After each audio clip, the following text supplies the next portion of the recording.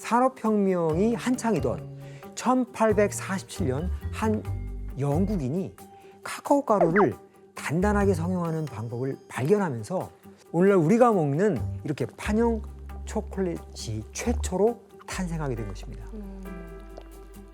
줄리안 씨, 최초의 판형 초콜릿 반응이 어땠어요? 최초 나오는 이제 판형 초콜릿은 나오자마자 이제 먹는 달콤한 초콜릿이라는 이름 부르게 되면서 1849년도에 버밍엄에서 박람회에서 처음 선보게 됐거든요. 근데 그때 출품과 함께 나왔던 그 반응이 엄청 뜨거웠다고 합니다. 와, 그렇겠지. 초콜릿의 대중화가 되는 거네요. 그렇죠. 그럼 당시 등장했던 초콜릿 광고들을 한번 확인해 볼까요? 광고들. 그 당시 광고들 엄청 예쁜데 주로.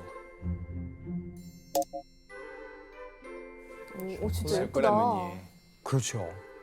이건 어린아이가 엄마에게 초콜릿을 달라고 조르는 모습을 담은 광고 포스터입니다. 그리고 다음 포스터는 아이의 너무 재밌다. 표정이 재밌죠. 밑에 보니까 이제 초콜릿 먹기 전에 되게 슬퍼했다가 갑자기 먹으니까 행복해지는 아이. 아기들을 많이 광고 엄청 타겟으로 했네. 했나 봐요. 네. 이 시기 초콜릿은 아이들은 물론이고 노동자들의 입맛도 사로잡았는데요.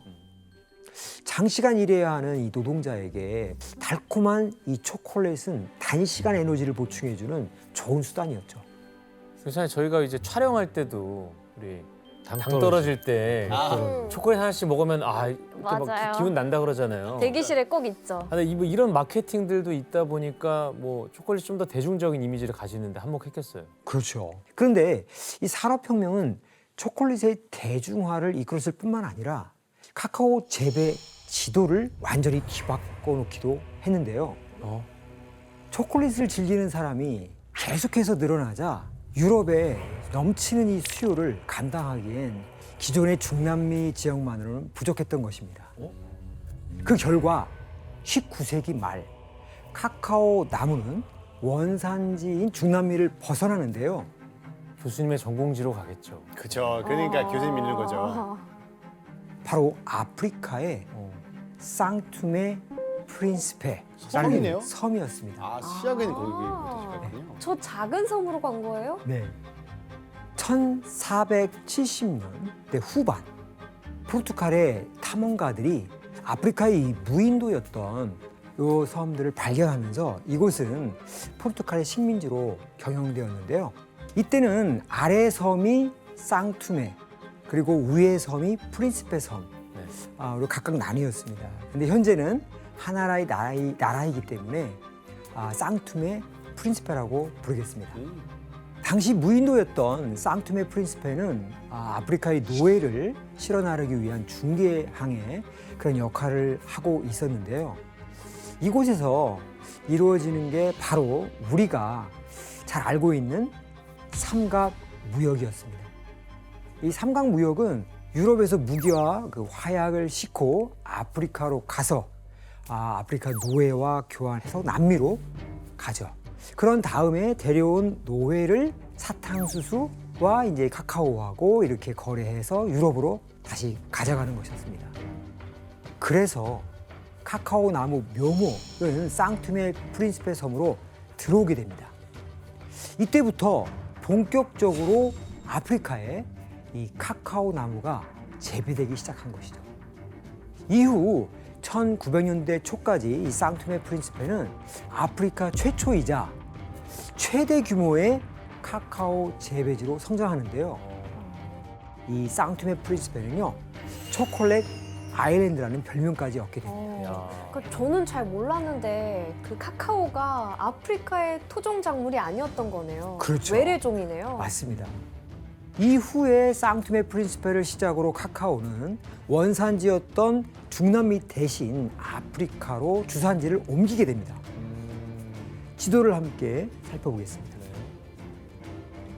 가나 바로 위에 있구나. 네. 가나 바로 이렇게 카카오 나무는 가나, 코트디부아르, 이 콩고에 심어지게 되는데요. 나이지리아도 그 나이지리아도 마찬가지고요. 주변 지역으로 이렇게 확산이 됩니다. 그리고 이때 카카오가 전해지는 이 환경 속에서 아프리카의 콩고는 안타깝게도 생지옥으로 변하게 됩니다. 왜요?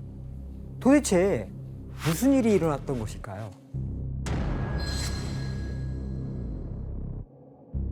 콩고에 닥친 이 비극에 대해 이야기하려면요, 우선 한 인물을 짚어봐야 할 것 같습니다. 그렇지, 그렇지. 그죠? 바로 하얀 악마라고 불리는 벨기에의 왕 레오폴드 2세입니다. 하얀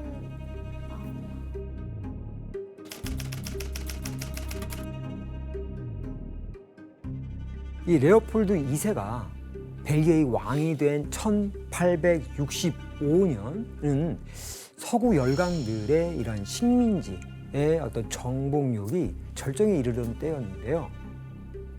레오폴드 2세는 당시 독립한 지 37년도 안 된 벨기에가 어떻게 하면 강해질까? 아니, 이런 강해질 수 있는 어떤 방법들, 이런 것들은 식민지를 가지는 것이다 라고 생각했습니다.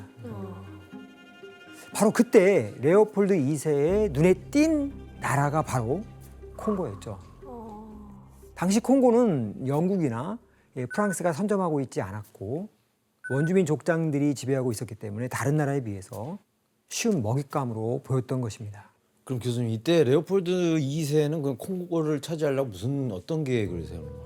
네, 레오폴드 2세는 우선 국제 아프리카 협회를 세워서 초대 의장으로 활동을 했고요. 그리고 탐험가를 콩고로 파견해서 현지 상황을 면밀히 조사하기 시작했습니다. 이때 그는 영국과 같은 어떤 열강들이 제동을 걸지 않도록 하기 위해서 야욕을 드러내지 않고 겉으로는 아프리카 지역의 학문적 탐사라고 하는 이런 명분과 기독교 전파라는 박애주의를 내세우면서 자신을 포장했는데요. 이후 공식적으로 콩고의 지배권을 인정받기 위한 물밑 작업을 시작하면서 400여 명의 원주민 부족들과 조약을 체결하기 위해 나서게 됩니다. 그럼 조약의 내용이 무엇인지 혜성 씨가 읽어줄래요? 네. 자발적으로 우리의 상속권과 계승권을 협회에 양도하고 영토에 대한 모든 주권과 통치권을 영원히 포기한다. 영토의 어느 지역에서든 당 협회가 시행하는 작업, 원정 사업에 언제라도 노동력이나 기타 수단을 지원한다. 거의 노예 계약인데요. 그러니까 저게 뭐 너무 선포지 그냥. 맞습니다. 불평등한 계약이에요. 그렇죠. 하지만 안타깝게도 그들은 이 문서에 서명하는 것이 어떤 의미를 가지고 있는지 알지 못했기 때문에 아하. 이 조약은 모두 다 체결돼 버리고 맙니다. 모르니까. 뭐 좋은 거 주고 여기 사인하세요 이렇게. 그렇죠, 하는 거구나. 맞습니다. 그러니까. 족장들에게 구슬이나 이렇게 옷감 같은 거를 그러니까 좋은 거 선물하면서 주고. 사인을 유도했습니다. 그리고서 종이 위에다가 종족의 표시를 그리거나 X표를 찍게 했죠. 교수님, 그러면 이렇게 불공정하게 체결된 계약이 뭐 실제로 효력이 있는 건가요? 사인하면 끝이에요. 지금은 안 되지 않나? 아무리 나빠도. 지금은 안 되지 않나? 지금은 무효일 것 같은데. 네, 안타깝게도 당시 이 모든 사인은 효력이 있었습니다. 1884년 베를린 회의에서 유럽의 열강들은 아프리카 땅을 분할해서 식민지로 가지게 되는데요. 이때 레오폴드 2세도 부족들과 맺은 이러한 조약을 근거로 콩고의 지배권을 인정받게 된 것이죠. 이로써 그는 자신이 다스리게 된 지역에 콩고 자유국이라고 하는 이름을 붙이고 자국 영토의 약 75배가 넘는 콩고를 지배하게 됩니다. 야. 그런데 여기엔 레오폴드 2세의 계략이 숨어 있었는데요. 뭐죠? 바로 콩고가 벨기에 정부 소유의 식민지가 아니라 레오폴드 개인 사유지가 됐다는 것입니다. 에? 개인 사유지가 됐다는 것입니다. 에? 그게 돼? 개인 사유지?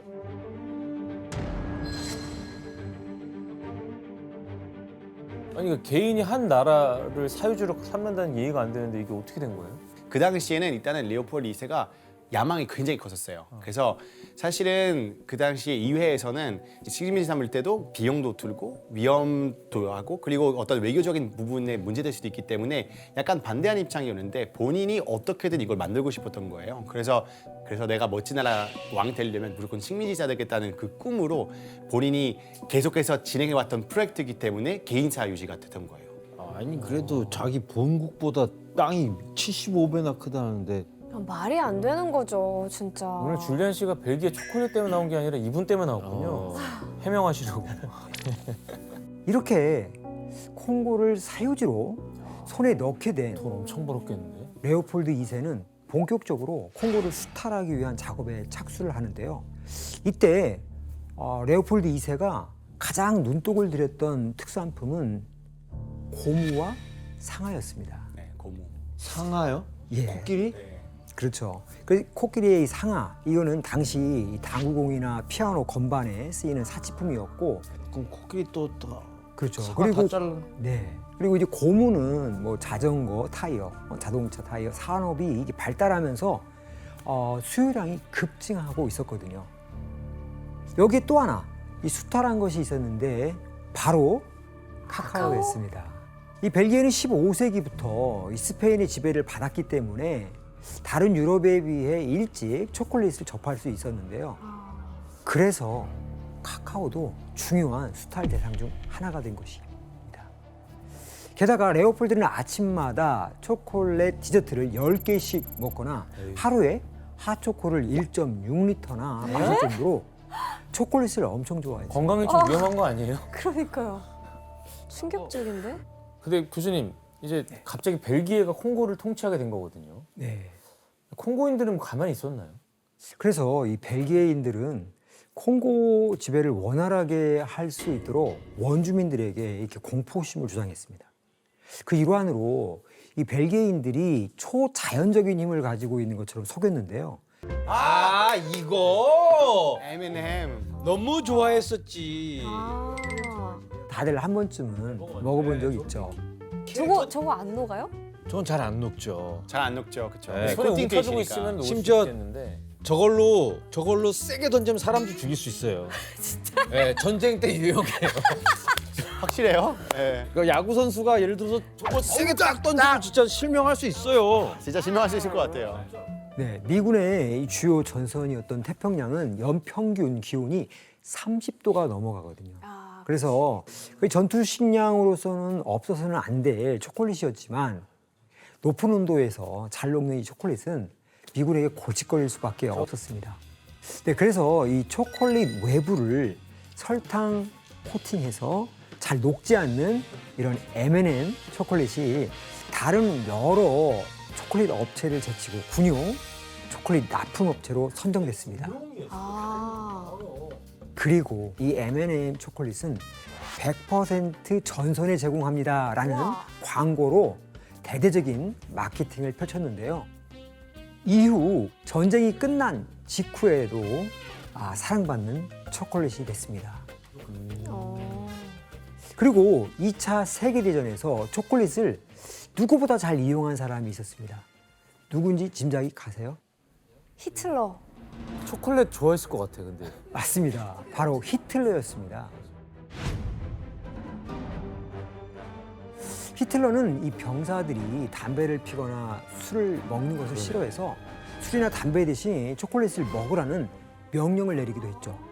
그렇다면 이 독일의 히틀러도 초콜릿을 어떻게 전쟁에 활용했을까요? ABC요?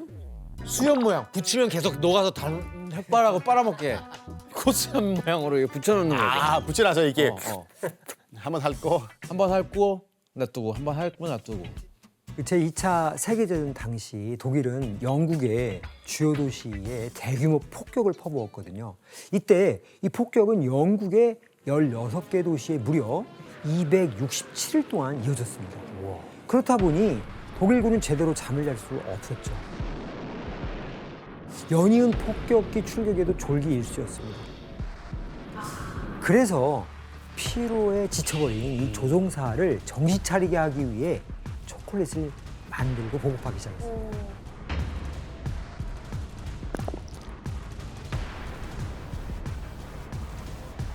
코카콜라?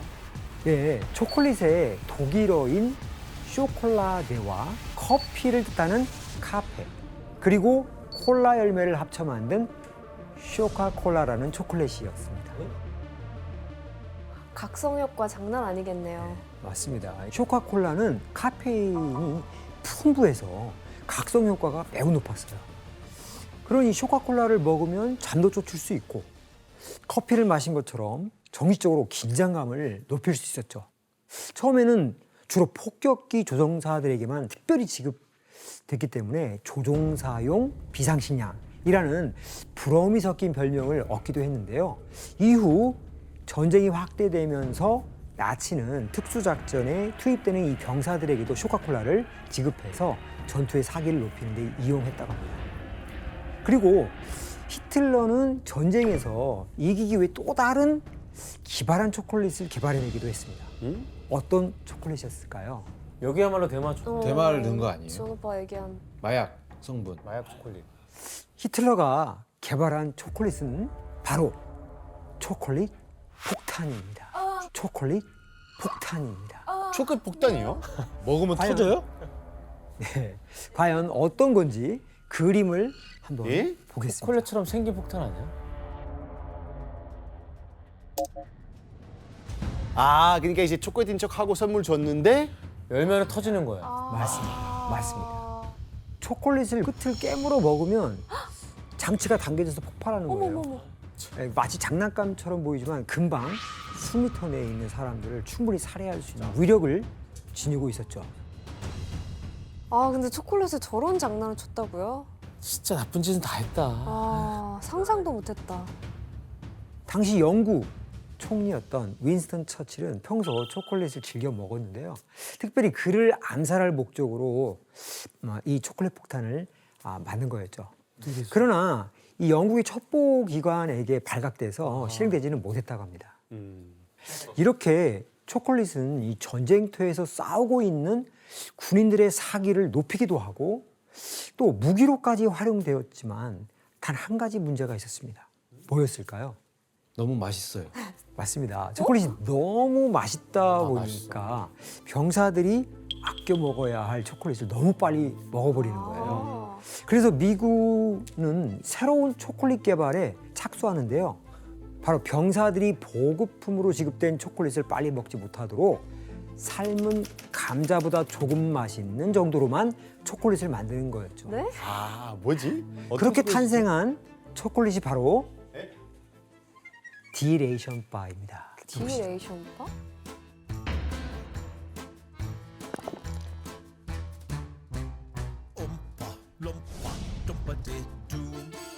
이게 뭐예요? 비누같이 생겼는데요? 야, 근데 생긴 게 너무 먹기 싫게 생겼네. 벽돌 같아요. 벽돌 같아. 예, 이 디레이션 바는 49도의 기온에서도 잘 녹지 않으며 어머 1,800칼로리를 제공하는 초콜릿이었습니다. 1,800칼로리요? 저거 하나 먹으면? 1,800이면은 가루 짠. 새끼 먹었을 때 1,800 나오는 밥 한 6공기예요. 6공기죠.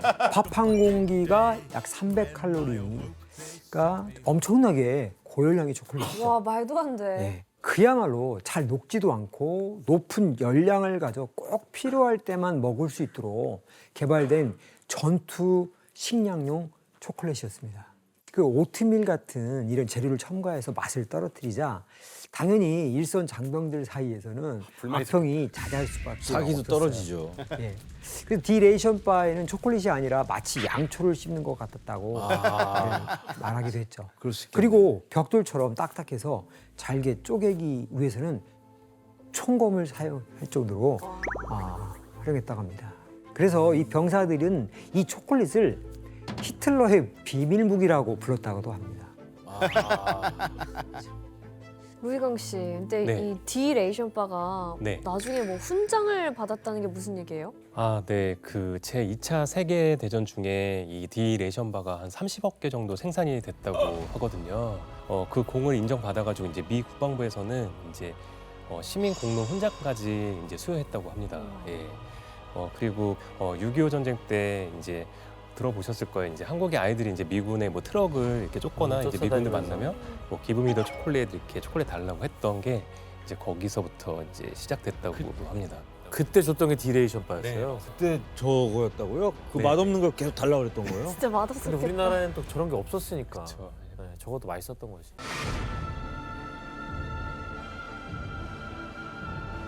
이 다국적 초콜릿 기업들은 이윤을 위해서 1kg에 1.5달러는 터무니없는 가격으로 카카오 가격을 책정했거든요. 1kg에 거의 1달러면? 네. 와, 마진이 거의 뭐. 이제 이 농부들은 뭐 카카오 콩을 더 저렴하게 생산할 방법을 찾아야만 했는데요. 바로 임금이 싼 아이들을 고용하는 것이죠. 그래서 이 가난한 부모들은 고작 한국 돈 한 2, 3만 원에 농부에게 아이들을 팔아 넘겼고요. 아, 2, 3만 원? 네.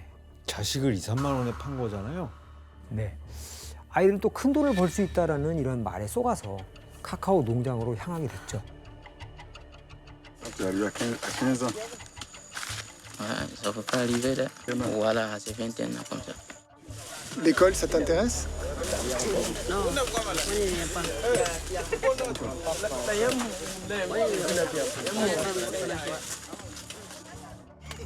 Je te donne pas l'argent.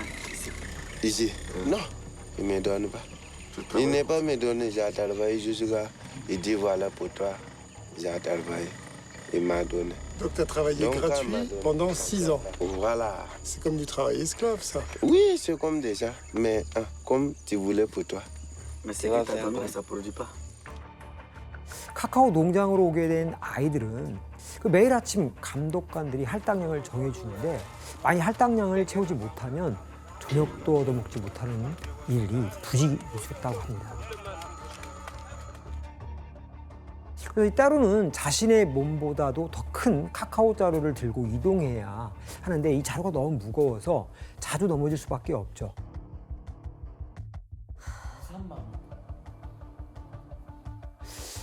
그러면서 자루를 다시 들어 올릴 때까지 자전거 체인으로 후타당하기도 하는 일들이 와. 빈번하게 일어나죠.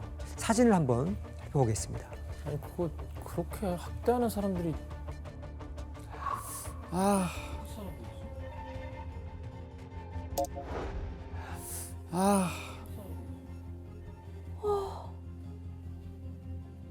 아니 근데 이렇게 학대하는 사람들은 어디 코트디부아르 사람이에요?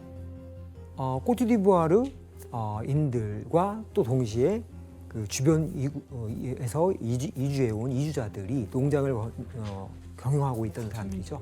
그럼 같은 민족이 아니에요? 그럼? 다른 나라일 수도 있지 뭐. 네, 같은 민족인데도 어차피 돈 앞에서는 지금 게다가 아프리카의 작은 마을에서 아이들을 납치해 카카오 농장에 팔아 넘기기도 하죠. 에휴 정말 진짜. 네, 그래서 이 코트디부아르에만 약 12,000여 명의 인신매매 피해 아동이 있는 것으로 추정되고 있습니다. 요즘 그렇다는 거예요? 맞습니다. 그 노예제들은 비록 현재 폐지됐지만 이 코트디부아르의 카카오 농장의 아이들은 카카오 재배 산업의 노예나 다름없는 생활을 하고 있는 것이죠. 그리고 이 아이들은 매일 카카오 열매를 따면서도 죽는 날까지 초콜릿은 구경조차 하지 못한다고 합니다. 아니 뭐 30년 전 얘기하는 것 같아요. 그래서 실질적으로 기적적으로 카카오 농장에서 탈출해서 성공한 한 아이는 사람들이 초콜릿 먹으면 내 살을 먹는 거이라고 말하기도 했죠.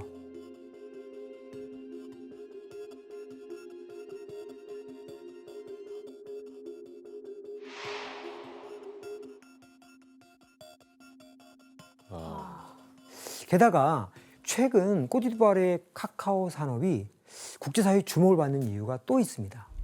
바로 삼림 벌채 때문인데요. 카카오 농장으로 인해 코트디부아르에서는 엄청난 규모의 삼림 벌채가 벌어지고 있거든요. 그래서 코트디부아르에서는 1960년대 이래로 열대 우림지대가 최근 80% 이상까지 줄어들었다고 합니다.